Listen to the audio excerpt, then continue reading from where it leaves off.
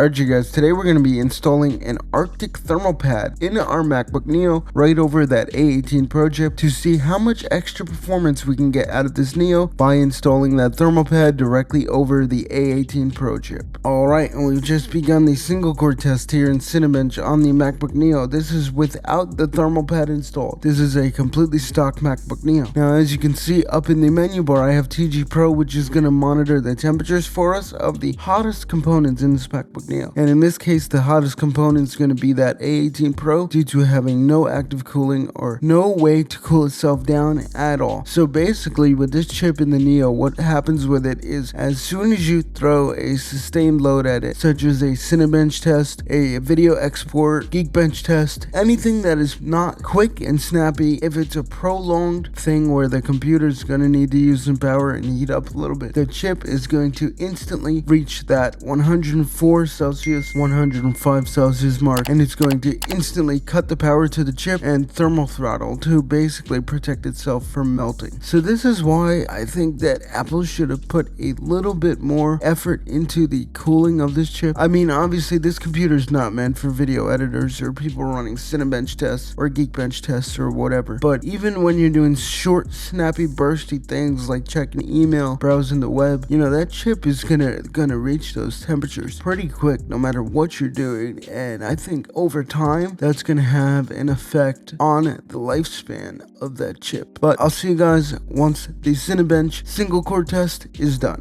Alright, so we finished with a single core score of 489 points on Cinebench. We're now gonna run the multi-core Cinebench test and see how many points we get. Real quick, while we're waiting for the Cinebench test to wrap up, I just did want to mention I do have an Amazon storefront where you can check out and buy the products I use every day, would recommend to you. Anything you purchase from my Amazon storefront or the links down in the description, I will earn a small commission, though the product will not cost you anything extra. It is a simple and easy way of supporting my ability to make these videos. These Apple products are not cheap, and I love making these videos for you guys, so if you could help me out just a little bit by purchasing something down below, it would be greatly appreciated. And with that being said, let's get back to the video. Alright, so the Cinebench multi-core test just wrapped up and we finished with a score of 1,360 points. Not too bad, you know. The A18 Pro, believe it or not, is actually, in terms of single core performance, slightly higher than a base M2 chip, which is crazy. Multi-core, it's slightly lower than an M2 chip, but still higher than an M1. So it's just crazy that these chips that were in our smartphones a year ago are more powerful than the M1, and in single core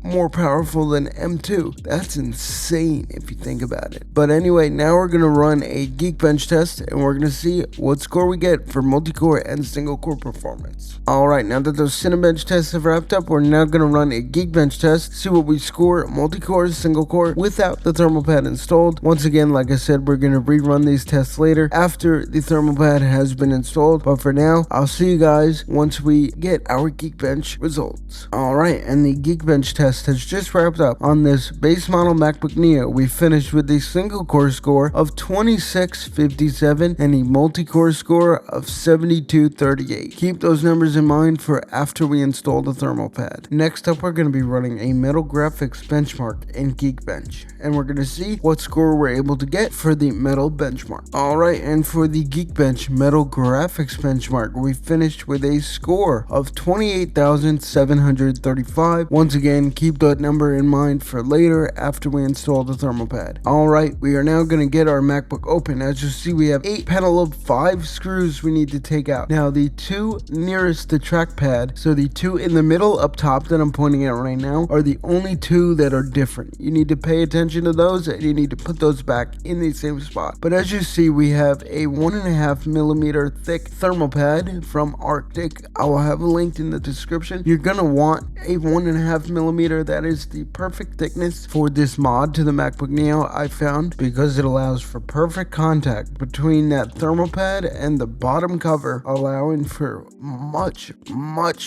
improved heat dissipation. Now, believe me, you're gonna feel a difference when you heat up this MacBook. You're gonna feel it on the bottom, but that's a good sign because that means the heat is just not soaking into that chip. It means it's soaking into the thermal pad, then soaking into the bottom case, then dissipating. So that's good sign. That's what we want to see. Now here's a look at that thermal pad. Obviously you don't need one this big, but we're going to cut it to fit the size of the MacBook Neo logic board anyway. So it's good to have more than not enough. Alright, so I've now got my iFixit driver along with the P5 screwdriver we're going to need. There's a look at that Penelope 5 screwdriver you're going to need. Once again, included in the iFixit Protect Toolkit, or I'll have a link down in the description where you can purchase one separately. But once you got your screwdriver, we're just going to need to remove the 8 screws on the bottom case. Keep in mind those 2 closest to the trackpad, in this case up top, are the only 2 that are different lengths, and you're going to need to keep track of them. Alright, and here we go. We're now getting the bottom screws out of the MacBook Neo. Remember, keep in mind the 2 in the middle up top in this case. The 2 closest to the trackpad are the only 2 that are different. Some of the screws did give me some trouble. I had to wrap my screwdriver up with a towel in order to get some more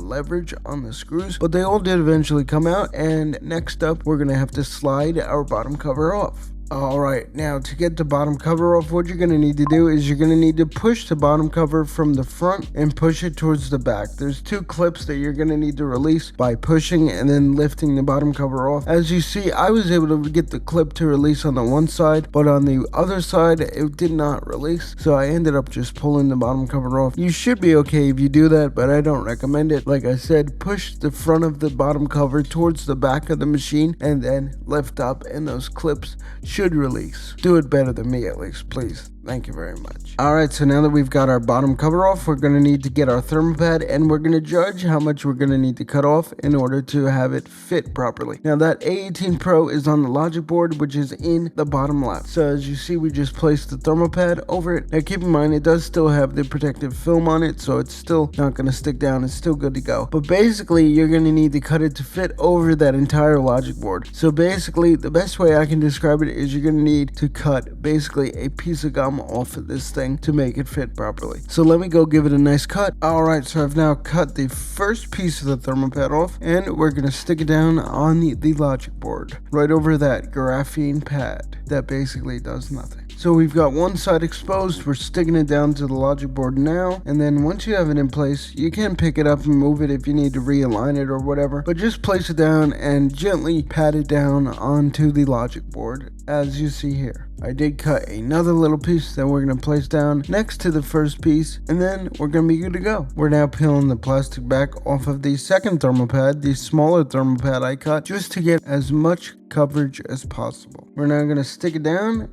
and we're going to get it in place, and boom, it's now in place. We are good to go. We can now peel off the blue protective films over top of these thermal pads and get them ready to install the bottom case over. There goes protective film number 1 on the big boy piece, and there goes protective film number 2 on the little boy piece. There it goes, just like that. Our thermal pads are both now exposed on both sides, and we're ready to reinstall the bottom cover. Alright, now that we've got those thermal pads installed on the motherboard of the MacBook Neo, we're now going to put the bottom cover back on. Now all you're going to need to do is just line it up with the bottom, and you're going to press down pretty hard on the right and left side to engage those clips again. Once you engage the clips on each side, you're then going to put the 8 P5 screws back into the bottom case to hold on the bottom cover. And here's the moment of truth. We've gotten everything screwed back in and those thermal pads installed, and boom, as you see here, as we open the lid, our MacBook Neo immediately gives us an Apple logo and boots up. So we did good, guys. We didn't break it by installing the thermal pad, and I am pretty shocked, to be honest with you. I'm not somebody that usually opens an Apple device and is able to put it back together actually working again. Alright, now we're going to run the Cinebench single core test with the thermal pad this time. I'll see you guys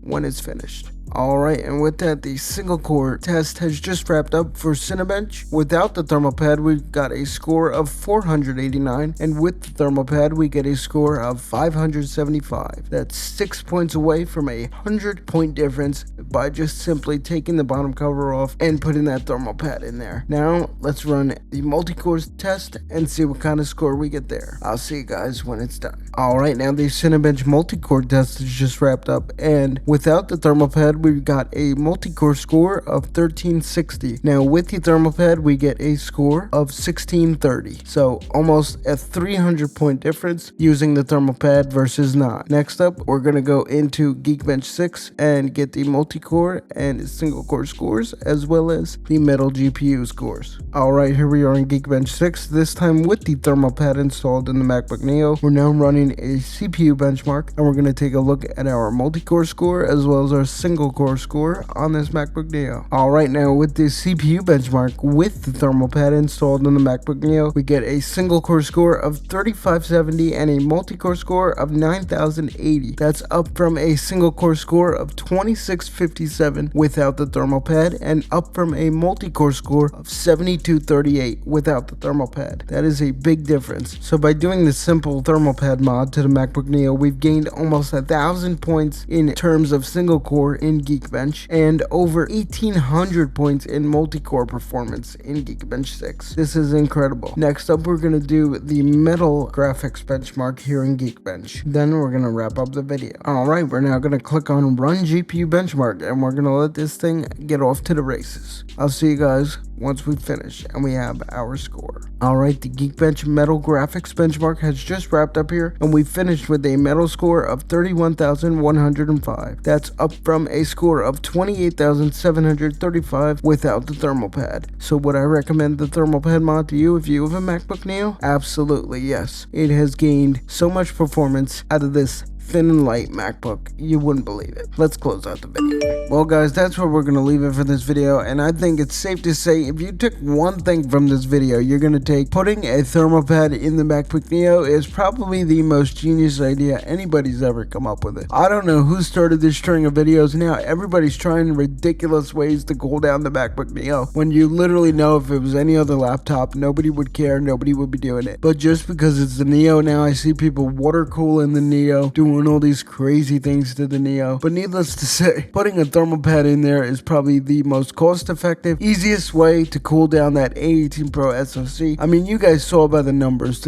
are insane. The performance increase you get by just simply putting a thermal pad in there and allowing that heat to go from the chip to the bottom aluminum case and then spread out from there makes a huge difference. That chip without that thermal pad just soaks in that heat and it goes nowhere. So with that thermal pad, you're taking the heat from the chip, transferring it to the thermal pad, then transferring it to the bottom case where it's then spread out and actually moved around instead of just floating on top of that SoC. So with that being said, that's where we're going to close out the video. If you enjoyed it, like, comment your thoughts down below, and subscribe. Would you do this to your MacBook Neo? Let me know down below. I also do have an Amazon storefront link down below if you guys want to check out or purchase the products I use every day, would recommend to you. And with that being said, I'll see you guys later.